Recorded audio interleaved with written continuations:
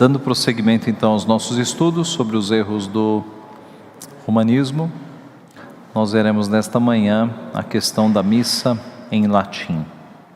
Vamos orar pedindo a bênção de Deus. Pai Santo, Te somos gratos, porque o Senhor é quem nos conduz ao conhecimento da Tua Santa Palavra, e Te louvamos porque pela Palavra nós podemos julgar todos os atos no decorrer da história, para ver se eles conferem de fato com a Tua Santa Palavra, Pai. Nós Te louvamos por isso, Te louvamos pelo Teu Santo Espírito que ilumina a nossa mente, renova a nossa vontade de Te servir, e pedimos que nos abençoe nesta manhã, na instrução que nós teremos. É o que nós pedimos e já Te agradecemos, em nome de Jesus, amém. Muito bem.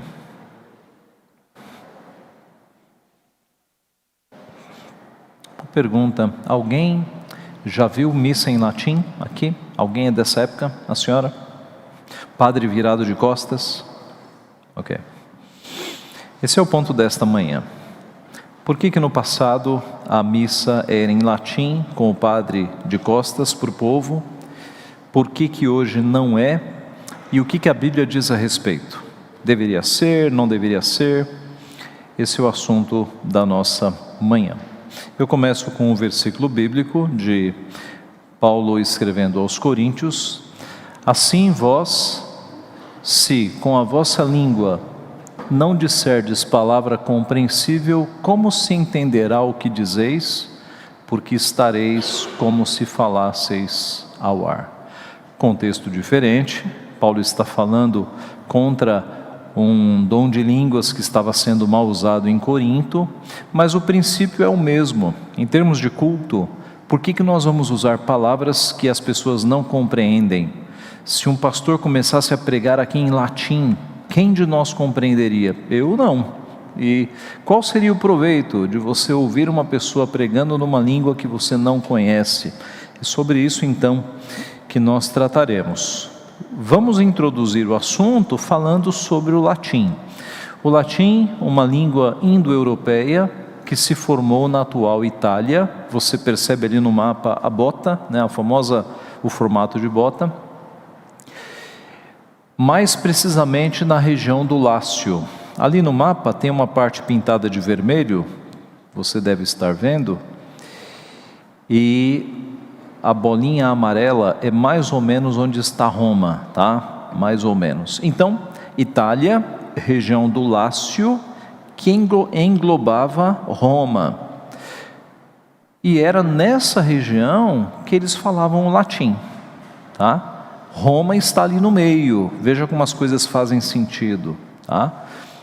Com a expansão de Roma, o latim falado pelos soldados e camponeses romanos foi se misturando às línguas dos povos conquistados. Eu não pus um mapa aqui, mas se nós tratássemos do Império Romano, você veria que foi algo que alcançou grande parte do mundo da época. E aí essa influência da língua latina, ela atingiu as outras nações, porque os soldados falavam em latim, os comerciantes que saíam de Roma falavam em latim.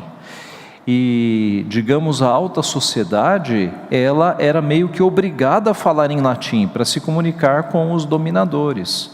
O povão sabia uma coisa ou outra, um latim mais vulgar, mas a classe alta, ela era obrigada a falar em latim. O latim era implantado nas escolas, tá? Então havia de fato uma forte influência do latim sobre os povos conquistados. No mesmo período em que o latim estava lentamente desbancando as línguas bárbaras ocidentais no Oriente, a língua do prestígio, da instrução, da filosofia, seguia sendo o grego. Por isso as línguas românicas só se desenvolvem naquelas áreas onde o grego não era a língua franca. Então, especialmente para o lado do Oriente, o latim não substituiu o grego continuou sendo a língua forte, mas mais para o lado do Ocidente o latim foi se espalhando. Com a queda do Império Romano, em 476, as línguas regionais faladas, neolatinas, que era uma mistura do latim vulgar com as línguas da própria região, começaram a se estabelecer, e daí veio a língua portuguesa, por exemplo. Então, na língua portuguesa, nós temos vários elementos que vieram do latim, porque lá atrás, um latim mais popular, ele foi misturado com outra língua, o que acabou gerando a língua portuguesa. Tá? Então, nós temos várias expressões que vêm do latim na nossa língua.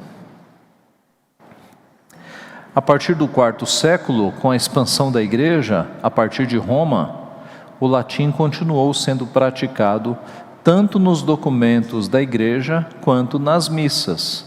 Então veja, o Império Romano, aí daqui a pouco, a partir do século IV, com Constantino especialmente, o Império se torna cristão, e aí o latim passa a fazer parte da língua da igreja, naturalmente, né? Naturalmente, como que uma língua litúrgica, uma língua que englobava todos os aspectos da teologia. Nós vimos isso ano passado, a Vulgata de Jerônimo, tradução da Bíblia para o latim, feita entre 383 a 405, tornou-se a Bíblia oficial da Igreja Católica Apostólica Romana e contendo os livros apócrifos. Então, para reforçar a questão da língua, eles tinham uma Bíblia em latim. Tá? Damásio, final do quarto século, é historicamente importante para o desenvolvimento da instituição do papado, pois foi o primeiro a declarar Roma a sé apostólica e apropriar-se da autoridade supostamente dada a Pedro por Cristo em Mateus 16:18. Ele também trabalhou diligentemente para fortalecer a posição do bispado de Roma em relação a outros bispados, especialmente aqueles no Oriente, promovendo a veneração de mártires e as peregrinações aos lugares onde estavam enterrados em Roma, as famosas catacumbas, e transformando o latim na língua litúrgica da Igreja Romana. Também encorajou Jerônimo a encarregar-se de fazer uma nova tradução em latim da Bíblia, a Vulgata, que, conforme já foi mencionado acima, acabou tornando-se o padrão da Igreja Ocidental. Então, foi neste século que o latim foi tomando conta, não apenas do Império Romano, isso já era natural, mas especialmente da igreja, onde a igreja avançava. E ainda hoje o latim é a língua oficial do Vaticano. Todos os documentos da Igreja Católica Apostólica Romana são feitos em latim e depois traduzidos para outras línguas. Você entra no site do Vaticano e você tem os principais documentos em várias línguas, até em português, mas eles são feitos em latim. O latim é a língua oficial do Vaticano, tá? Todos os documentos são feitos assim. O latim teve muita influência no Brasil. Há muitos anos atrás as missas aconteciam em latim aqui no Brasil. E os pastores, por causa disso, os pastores presbiterianos, eles tinham uma alta formação em latim. Não é o meu caso, eu sou um pouco mais recente. Mas quando você pega o reverendo Onésio Figueiredo e a geração dele para trás, você ouve falar de pastores que discutiam com padres em latim.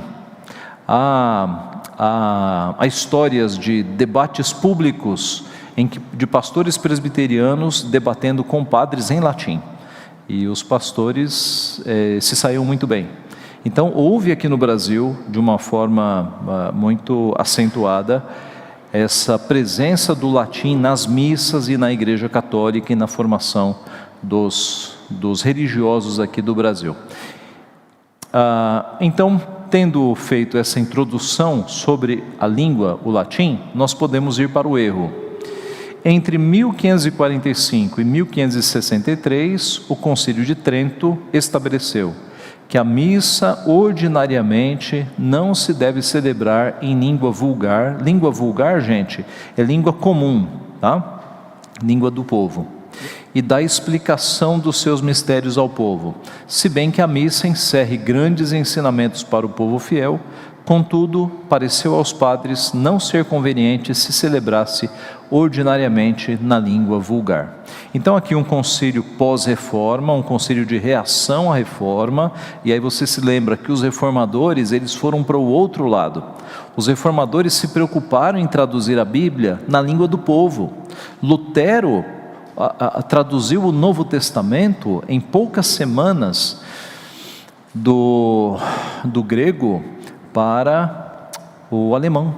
E os outros reformadores produziram traduções da Bíblia, porque qual era o princípio na cabeça deles? A verdade liberta. Quando esse povo começar a ler a Bíblia, eles vão perceber que a Igreja Católica não segue mais a Bíblia há séculos.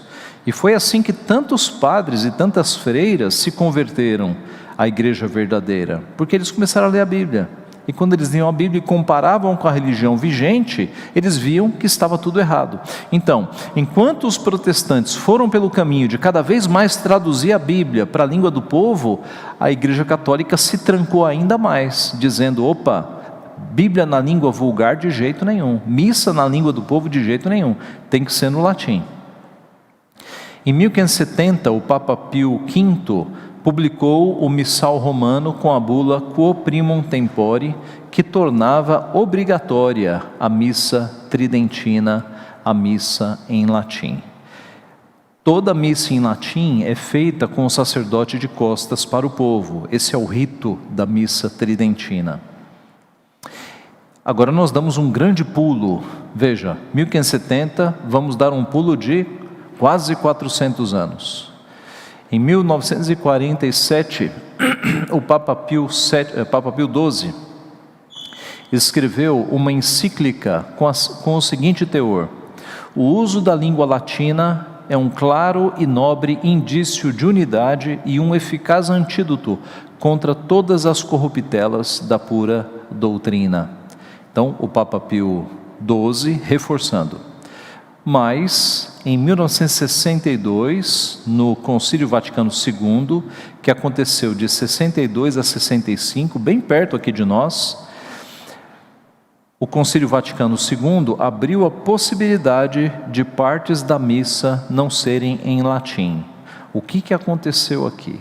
O Concílio Vaticano II é conhecido como um concílio de aproximação com os protestantes. Eles tentaram se aproximar dos protestantes em vários aspectos. E um dos aspectos foi justamente a liberação de você não precisar mais fazer a missa em latim. Os católicos mais ortodoxos, até hoje, têm críticas ferrenhas a este concílio, porque foi um concílio que deu 2 passos para se aproximar dos protestantes. Os protestantes ecumênicos gostam deste concílio. Os protestantes mais firmes têm 5 passos atrás nesse tipo de ecumenismo, porque a igreja deu uns 2 passinhos para perto do protestantismo, mas não abandonou as suas doutrinas fundamentais, é claro que não, né? Foi uma estratégia ecumênica. Então veja o que nós temos sendo afirmado neste Concílio Vaticano II. Aqui são artigos, tá? O artigo 36, parágrafo 1º. Deve conservar-se o uso do latim nos ritos latinos, salvo o direito particular. Dado, porém, que não raramente o uso da língua vulgar pode revestir-se de grande utilidade para o povo, quer na administração dos sacramentos, quer em outras partes da liturgia, poderá conceder-se à língua vernácula, a língua do povo, lugar mais amplo, especialmente nas leituras e admoestações, em algumas orações e cantos, segundo as normas estabelecidas para cada caso nos capítulos seguintes. A língua vernácula pode dar-se nas missas celebradas com o povo em um lugar conveniente, sobretudo nas leituras e na oração comum, segundo as diversas circunstâncias dos lugares, nas partes que pertencem ao povo, conforme estabelecido no artigo 36 dessa Constituição. Tomem-se providências para que os fiéis possam rezar ou cantar, mesmo em latim, as partes do ordinário da missa que lhes competem. Então, há uma abertura. Eles estão dizendo, olha, é importante que o povo cante na língua própria. Então, há algumas partes na missa, especialmente as leituras, os cânticos, que pode ser feito na língua do povo. Então veja como foi um movimento de aproximação dos protestantes, né? E é por isso que no Brasil nós temos hoje missas que não são feitas em latim, porque está perdurando essa ideia. O padre fala algumas expressões próprias da missa em latim, mas a maioria da missa hoje no Brasil ela não é mais em latim. Em 1969, o Papa Paulo VI promulgou o Novus Ordo Missae, uma reforma litúrgica significativa que simplificou a celebração da missa, tornando-a mais acessível aos fiéis. Neste rito, o padre pode falar a língua do povo e não fica de costas para a congregação. Veja que há um movimento, né, aqui no Brasil para deixar o latim e essa missa de costas de lado e se aproximar mais do povo. Em 1988, João Paulo II estabeleceu restrições sobre quando os clérigos poderiam celebrar a missa mais antiga, a missa tridentina, como era frequentemente chamada. Então, de novo, mais um passo, João Paulo II dando mais um passo distante do rito tridentino. Em 2007, o Papa Bento XVI emitiu o Summorum Pontificum, que concedia permissão para uma celebração muito mais ampla da missa tridentina. Com isso, o Papa Bento XVI quis forçar um retorno ao rito mais antigo em latim. Então, Bento XVI, o cardeal Ratzinger, ele puxou de volta para o rito mais antigo. Por quê? Porque ele era um papa de uma linha mais conservadora. Porque essas disputas acontecem na Igreja Católica, né? O papa que hoje está no poder, lá no catolicismo, ele é mais progressista, ele é mais liberal. Ratzinger era mais conservador, era mais de Trento, era mais do rito antigo. Esse atual é mais progressista. Então, em 2007, o Papa Bento puxou para o rito de latim. Em 2021, aqui, 2 anos atrás, o Papa Francisco proibiu as celebrações de missas em latim sem autorização de um bispo. Então, o Papa atual, ele puxou de novo para uma missa mais popular, uma missa que não seja em latim. Tudo bem até aqui, meus irmãos? Ok? Estão vendo a dinâmica, né? Vamos à refutação histórica. Como é que os pré-reformadores e os reformadores viam o povo indo para uma missa, ver um sacerdote de costas, falando uma língua de alta cultura, que eles não entendiam nada. Exceto Lutero, que via no latim algo importante para os jovens, os pré-reformadores e reformadores foram contrários à missa em latim. Então, quando você lê Lutero, ele não faz críticas, ele acha que é bom para os jovens saberem o latim, porque é uma língua culta, etc, etc. Tá? Lutero não fez críticas. Agora, os outros reformadores, sim. Vamos começar dos pré-reformadores, aqueles que vieram antes da reforma. John Wycliffe, inglês. Cristo e seus apóstolos ensinaram ao povo na língua que eles conheciam melhor. É certo que a verdade da fé cristã se torna mais evidente quanto mais a própria fé é conhecida. Portanto, a doutrina não deve ser apenas em latim, mas na língua vulgar, língua comum. E como a fé da igreja está contida nas Escrituras, quanto mais estas forem conhecidas em sentido verdadeiro, melhor. Os leigos devem entender a fé, e como as doutrinas de nossa fé estão nas Escrituras, os crentes devem ter as Escrituras em uma linguagem que eles entendam completamente. John Huss também foi um pré-reformador, ali na região da Boêmia, se eu não me engano hoje, Iugoslávia, aqueles pontos ali. Pouco antes de receber sua pena de morte, por pregar e escrever na própria língua, ele que era um sacerdote católico, ele começou a pregar na língua do povo, ensinar na língua do povo. E aí ele foi penalizado, ele foi morto por causa disso, ele foi queimado por conta disso. Antes de receber a pena, no tribunal, ele disse assim: quem são vocês para poderem condenar com justiça meus escritos? Pois sempre desejei que eles fossem corrigidos por uma melhor aplicação e compreensão da verdade cristã. E esse ainda é o meu desejo. E ainda até agora vocês não apresentaram nenhum argumento sólido contra eles, nem condenaram por erro uma única palavra de meus escritos. Por que então vocês foram impelidos a destruir meus livros, quer sejam traduzidos em boêmio ou em outra língua? Aqueles, além disso, que sem dúvida vocês nunca viram, e se vocês os vissem, sua ignorância da língua boêmia o impediria de entendê-los.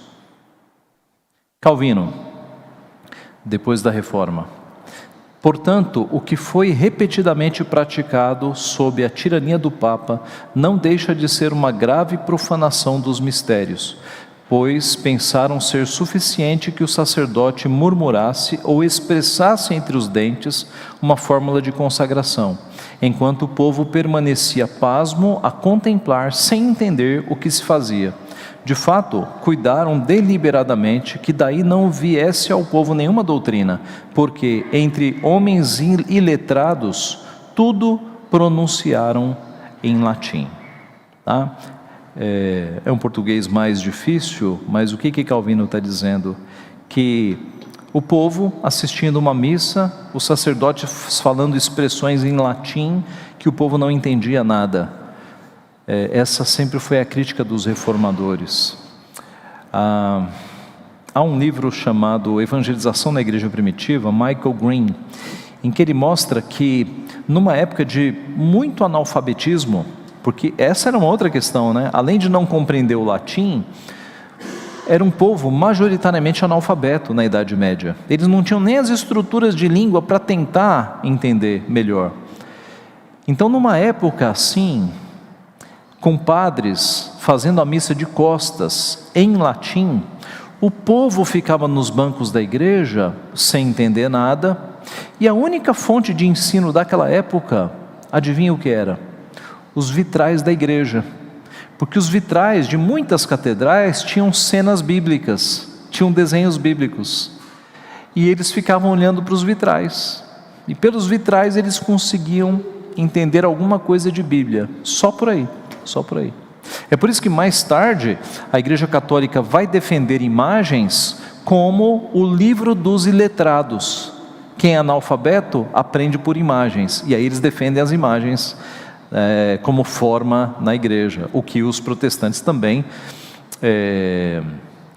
discordam, tá? Porque o caminho é você ensinar as pessoas a lerem, para que as pessoas leiam a palavra de Deus na língua delas, para que a palavra transforme a vida das pessoas, não ficar vendo imagens. Sim, Vera?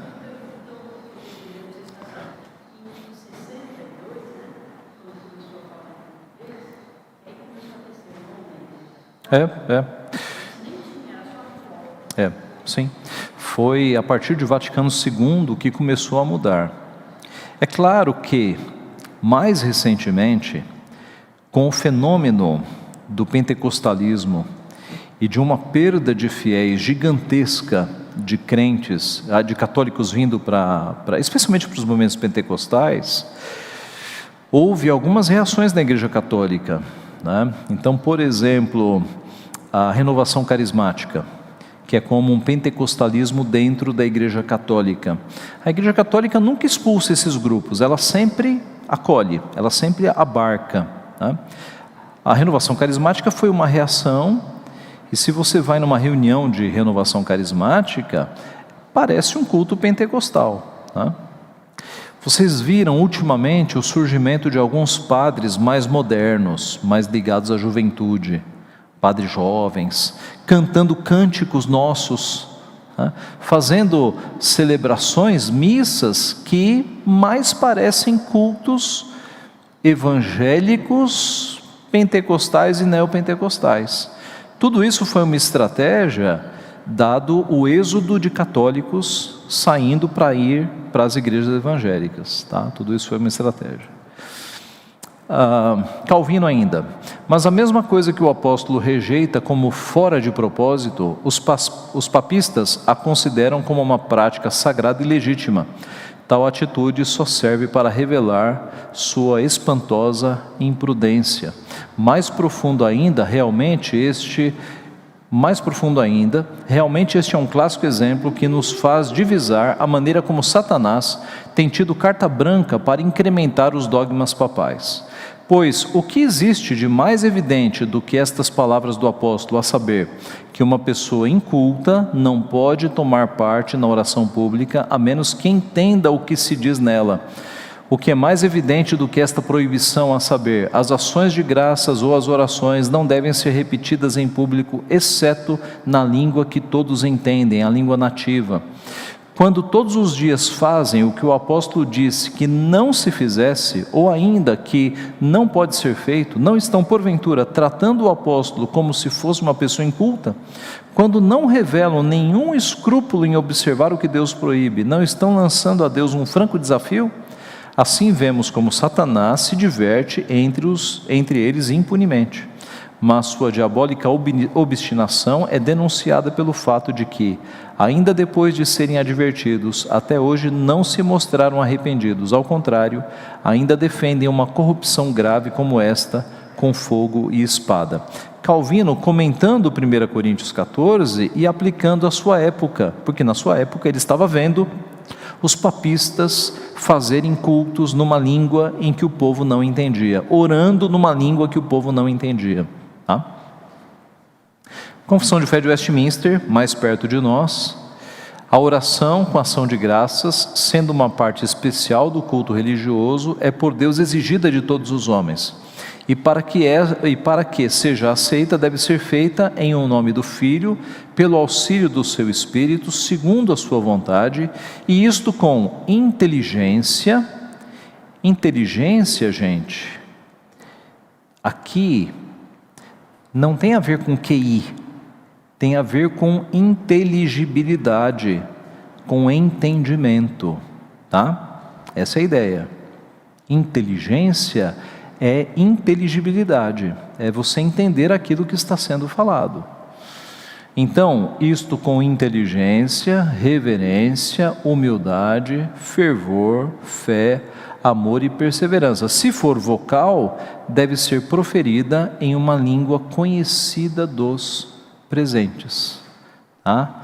Esse texto, então, proíbe orações em latim, proíbe também orações em outras línguas, sejam idiomas ou sejam línguas inventadas pelo neopentecostalismo, tá?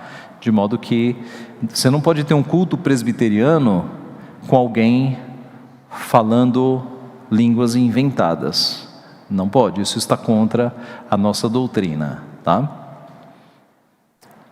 Muito bem, vamos à refutação bíblica. Nós vimos então o erro, uma refutação histórica, pré-reformadores e reformadores. Agora vamos para a Bíblia, que é a nossa regra de fé e prática. Será que de acordo com a Bíblia, nós podemos fazer aqui um culto em latim?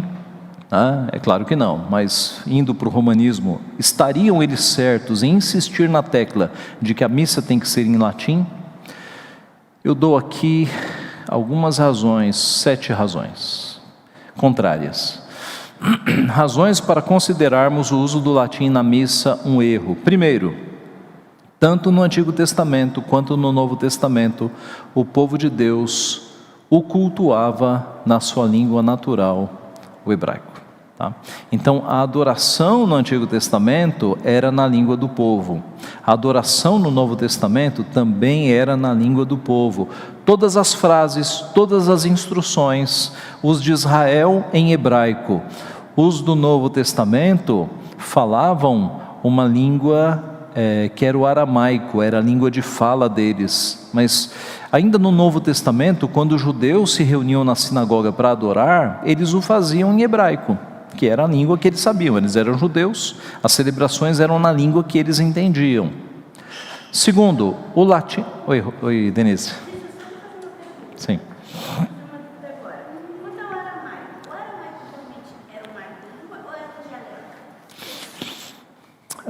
Eu acho que está mais para dialeto, era um hebraico mais popular. Tá? O latim não foi a língua falada por Jesus e os seus discípulos. Jesus sempre se comunicou com as pessoas com a língua que todos entendiam na época, o aramaico. O que não exclui a possibilidade de Jesus conhecer um pouco de latim. Por quê? Porque os soldados que estavam no Novo Testamento falavam em latim. E Jesus teve um ou outro diálogo com os soldados, tá? Não exclui a chance de Jesus ter sabido latim para se comunicar. Sim, presbítero. Está chegando. Na época, digamos, da vida de Jesus e sob o domínio do Império Romano, em função da presença de Alexandre, A língua internacional ali, em toda a bacia do Mediterrâneo, era o grego koiné, né? E não o latim. O latim era conhecido realmente somente pelos romanos que vieram da Itália, né? As próprias tropas do Império Romano, em grande maioria que não eram romanas, eles se comunicavam, pelo que eu entendo, em grego comum, né? Mas o latim era vigente por exemplo, na elite e comando dos romanos. Eu não tenho certeza o idioma que, por exemplo, foi escrito aqueles documentos históricos lá daquele judeu que era historiador, né? Joséfos. Eu não tenho certeza se foi escrito em latim. Eu não me lembro. Não, de fato, a maioria dos soldados também não falava, mas a elite, né, e as altas autoridades romanas usavam o latim. Alguns argumentam que o latim seria a língua mais exata para expressar o texto bíblico. Todavia, o Novo Testamento foi escrito em grego, uma língua exata. Eu li isso. Eu li alguns católicos dizendo: o latim é excelente para a teologia, porque é uma língua exata, deve ser mantido. Ora, o grego é muito mais exato, tá? E o grego, na época do Novo Testamento, ele era essa língua que, de acordo com os planos de Deus, cumpriu perfeitamente o propósito. Tanto é que o Novo Testamento foi escrito em grego, tá? Esse seria mais um motivo, né? Pela soberania e a providência de Deus, Ele quis que o Novo Testamento não fosse escrito em latim, que fosse escrito em grego. Esse seria mais um motivo aqui.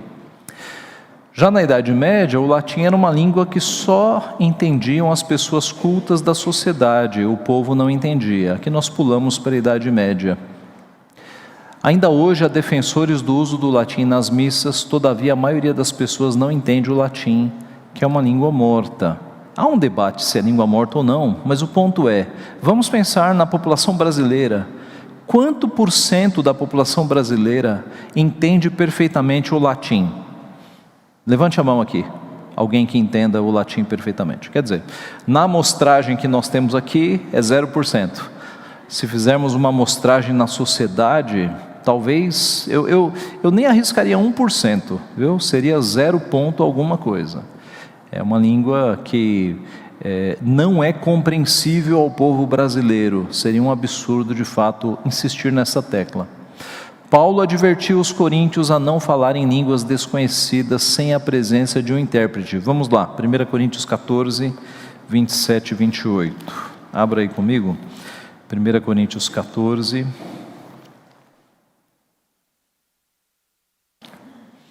27 e 28. Paulo está tratando de idiomas. Nós cremos que as línguas faladas em Corinto eram idiomáticas, não eram aprendidas em escola de idiomas, mas o Espírito Santo capacitava aquele povo que vivia numa cidade altamente frequentada por estrangeiros, porque Corinto tinha 2 portos, era um istmo de terra que tinha 2 portos, era uma passagem, era uma rota comercial importante, muita gente passava por ali. Então Deus deu esse dom para que eles pregassem o evangelho na língua dos estrangeiros, tá? Paulo falando sobre isso então, verso 27 e 28. No caso de alguém falar em outra língua, que não sejam mais do que 2, e quando muito 3, e isto sucessivamente, e haja quem interprete.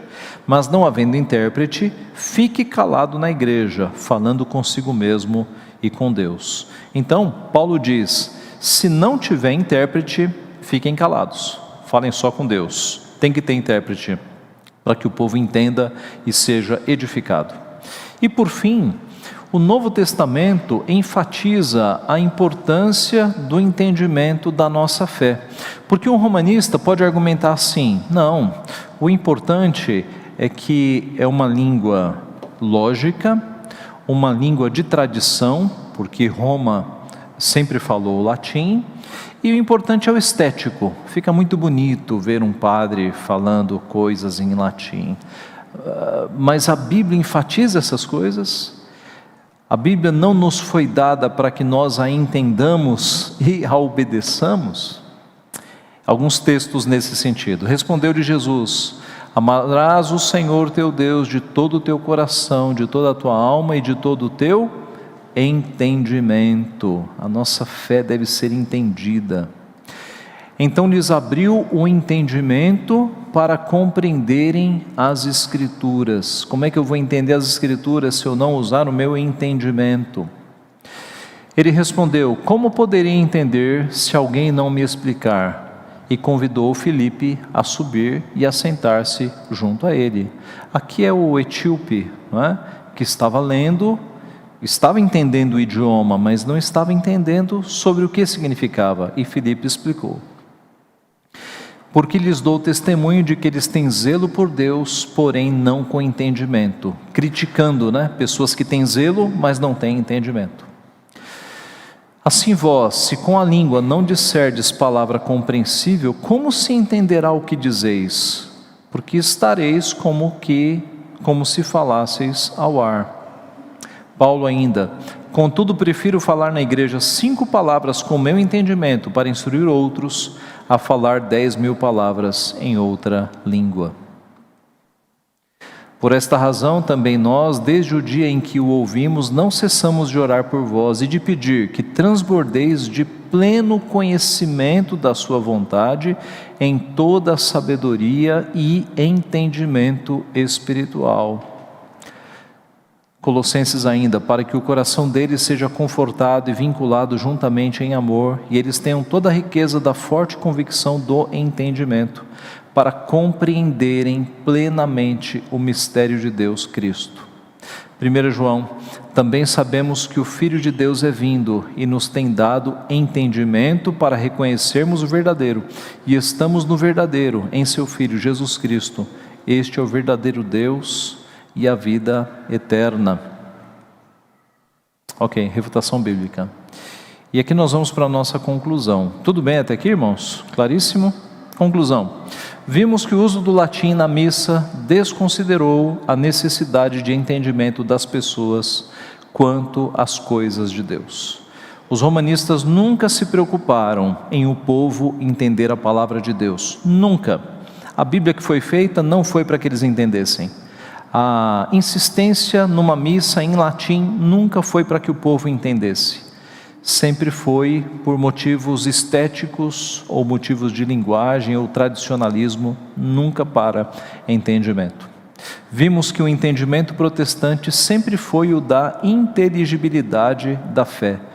Na medida em que os protestantes avançaram, Bíblias foram sendo traduzidas, colocadas na mão do povo, para que o povo conhecesse da fonte a palavra de Deus. E vimos que a Bíblia proíbe o uso de línguas incompreensíveis em um culto, e que Deus nos trata como pessoas que têm entendimento. Então Deus nos mandou como sua revelação 66 livros.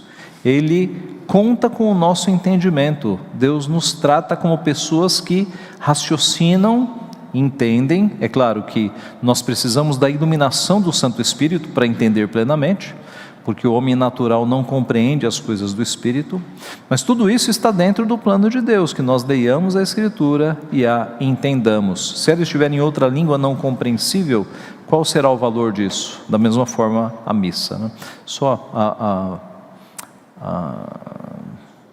Silvana, depois o Eduardo. Silvana, está chegando um microfone aqui do outro lado. Não, porque lembrei uma coisa, né? Porque na Bíblia fala: o princípio da sabedoria é o temor a Deus. Parece que para a Igreja Católica, né, o temor é você ter temor de um Deus que você justamente não conhece. Você tem temor, tem pavor, é diferente. Para você ter temor a Deus, você tem que entender as Escrituras. Sim, sim. Esse é o verdadeiro temor, né? Parece que a Igreja Católica inverte isso, né? A Igreja Católica operou assim durante muito tempo, infundindo terror. Se vocês não obedecerem, vocês vão para o inferno. E hoje o povo desdenha desse tipo de coisa, mas na Idade Média até os reis acreditavam e voltavam atrás, se ameaçados de excomunhão.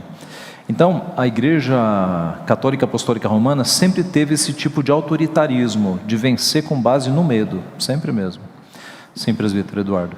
E como o senhor bem falou na aula, a preocupação hoje da Igreja Católica em ter a Bíblia acessível, como o próprio Papa Francisco proibiu as missas em latim, não é porque elas querem de fato retornar à Bíblia, não porque de fato eles querem que a população entenda, mas é para tentar estancar a sangria de perda de fiéis para outras denominações. Então não é com o sentido de dar a palavra ao povo, de que o povo tenha entendimento, é para estancar, porque eles não querem perder mais pessoas para outras denominações. Bem notável. Eles não se tornaram protestantes, né? Não, de fato vamos atingir o povo com a palavra. É um movimento pragmático, né? Um movimento para tentar estancar a saída de pessoas. Sim, Tiago, seminarista. Reverendo, duas colocações. No livro do Carnes, aquele Cristianismo através dos séculos, falando sobre esse processo da liturgia na igreja, ele destaca que essas medidas tomadas pela igreja, né, principalmente da parte de Roma, sempre foi para evidenciar e para afirmar a distância entre o clero e os leigos, né, para mostrar que os sacerdotes sempre estavam em um grau diferente do povo comum. E recentemente, vendo um vídeo de um padre católico bem conhecido, bem forte, ele é bem conservador, ele afirmou com todas as palavras que a missa que o sacerdote oferece, que o padre oferece, é completamente diferente do que os cristãos podem oferecer a Deus. Ou seja, o culto oferecido por um sacerdote, por isso que ele fica de costas, é completamente diferente do culto oferecido pelos cristãos. O que ele faz, nenhum cristão comum pode fazer. Ele falou desse modo. E aí ele defendeu o uso do latim, falou até comentando sobre o Vaticano, que nós não temos uma exceção do uso do latim e uma regra para a língua portuguesa. Na verdade, é o contrário. Nós temos uma regra da língua latina e uma exceção da língua portuguesa nas missas da Igreja Brasileira. Bem notado. A Igreja Católica Apostólica Romana não faz nenhuma força para mudar isso, né? A ideia de que o clero é a igreja, o clero é o que importa e o povo é apenas um detalhe. Eles não se importam mesmo com o povo. E por mais que, vez por outra, surja algum papa mais popular, como esse atual, né? Que ele tenta dar declarações para agradar a população, o fato é que a Igreja Católica continua tridentina, tá? Então, é como a gente vê em computação, que você tem um sistema feito lá com os códigos, olha os programadores aí, mas você tem uma imagem bonita, né? Como é que fala isso? Um modo amigável, tá? Isso. Então, a Igreja Católica, dependendo do Papa, ela tem um modo mais amigável de tela. Atualmente é assim, mas o sistema é o mesmo, é tridentino, é Trento ainda. Não muda uma vírgula, tá? O Papa atual sai fazendo declarações de que nós temos que aceitar o homossexualismo, devemos dar mais espaço para isso, para isso, para isso, para isso. É tudo, irmãos, modo amigável. Mas o sistema continua de Trento, tá? Aquilo que foi estabelecido em Trento não muda uma vírgula. Sim, Dai.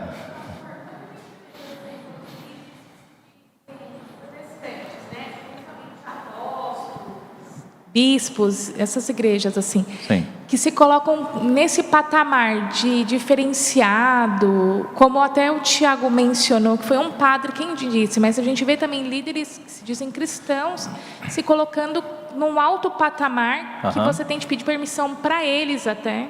É o mesmo antes erro, de né? tomar, é o mesmo erro, é um reflexo disso, né? É o mesmo erro.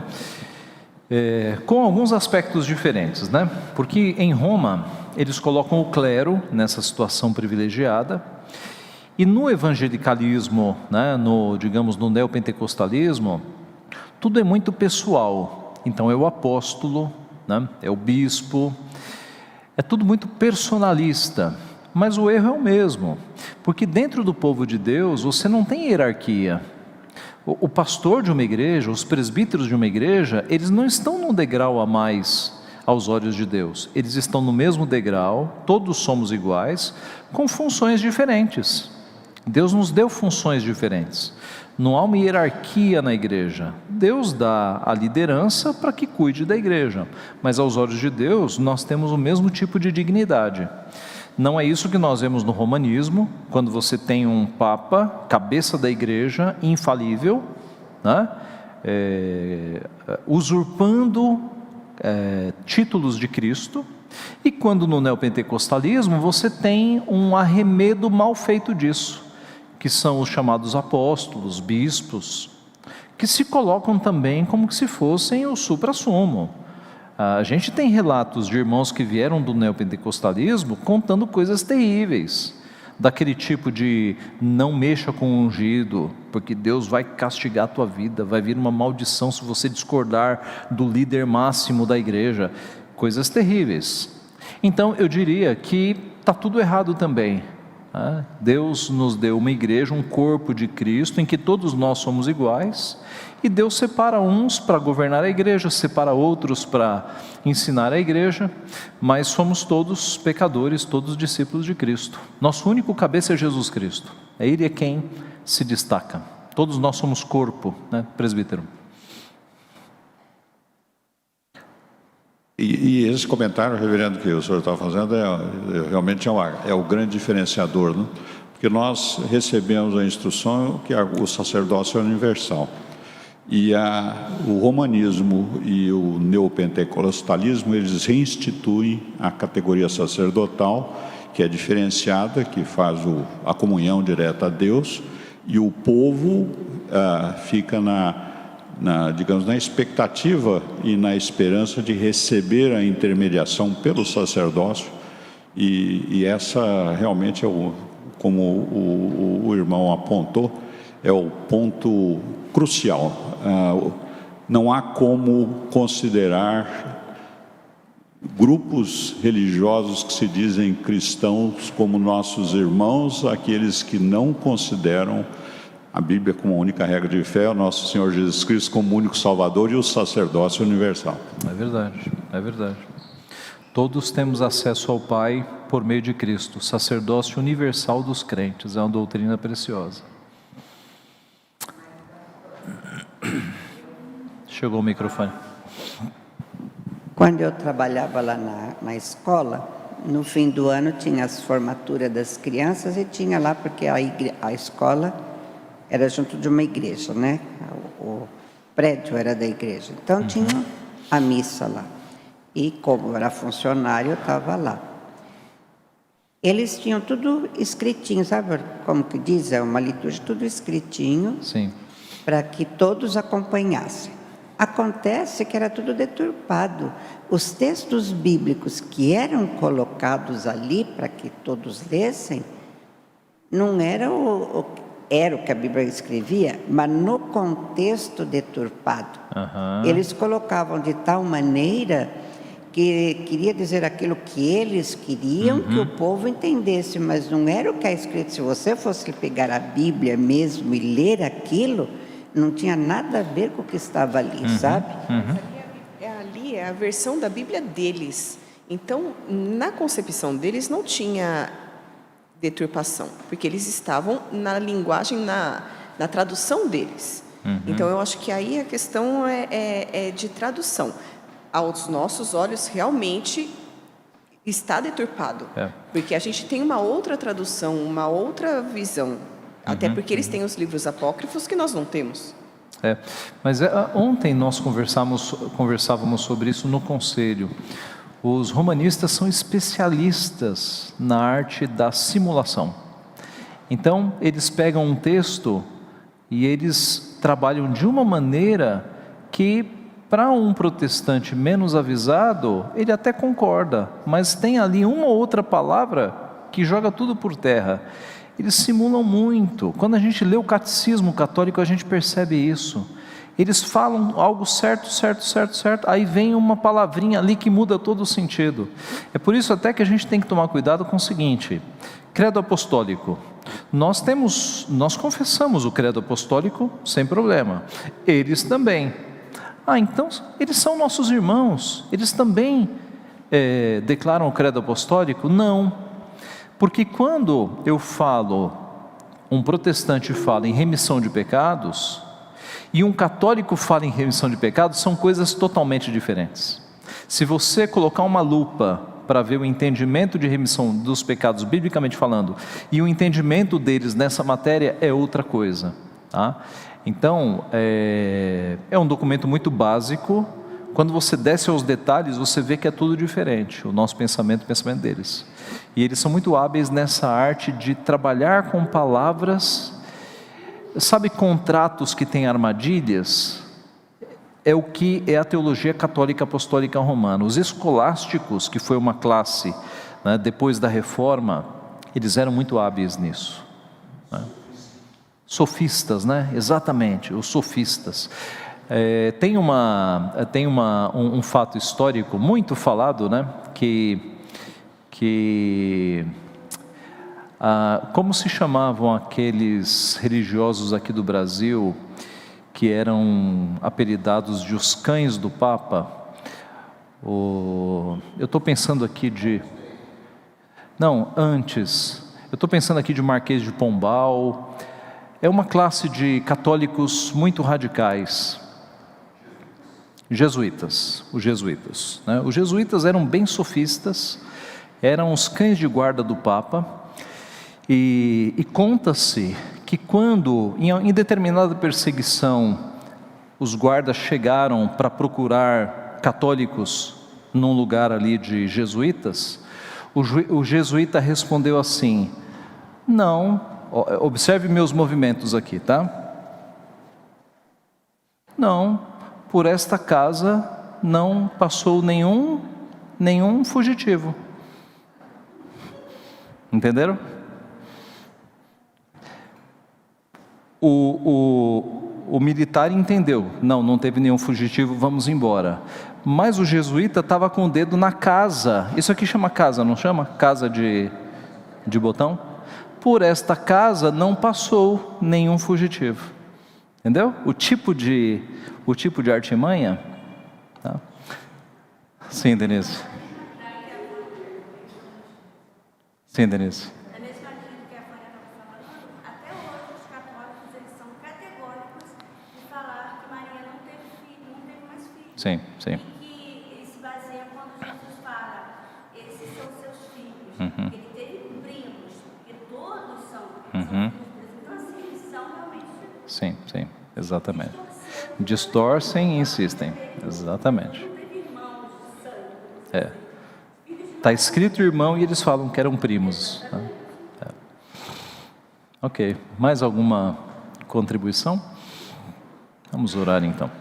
Pai Santo, nós te somos gratos por Tua palavra, que está, pela Tua providência, traduzida na nossa língua, e nós podemos ler, entender, e pelo Teu Santo Espírito, Pai, ela pode ser aplicada em nosso coração. E nós te agradecemos por esta bênção, pelos homens que trabalharam no passado para que nós tivéssemos a Tua palavra traduzida na nossa língua, e assim, Pai, nós pudéssemos beber diretamente da fonte, entendendo o que o Senhor quer para a nossa vida. Pedimos que abençoe os Teus eleitos, inclusive aqueles que estão em religiões falsas, para que eles sejam no devido tempo do Senhor alcançados, os seus olhos sejam abertos, para que eles percebam os erros e encontrem a Tua luz na Tua palavra, Pai. Abençoa-nos para que sejamos também, mercê da Tua graça, instrumentos desta evangelização. É o que nós pedimos, em nome de Jesus. Amém.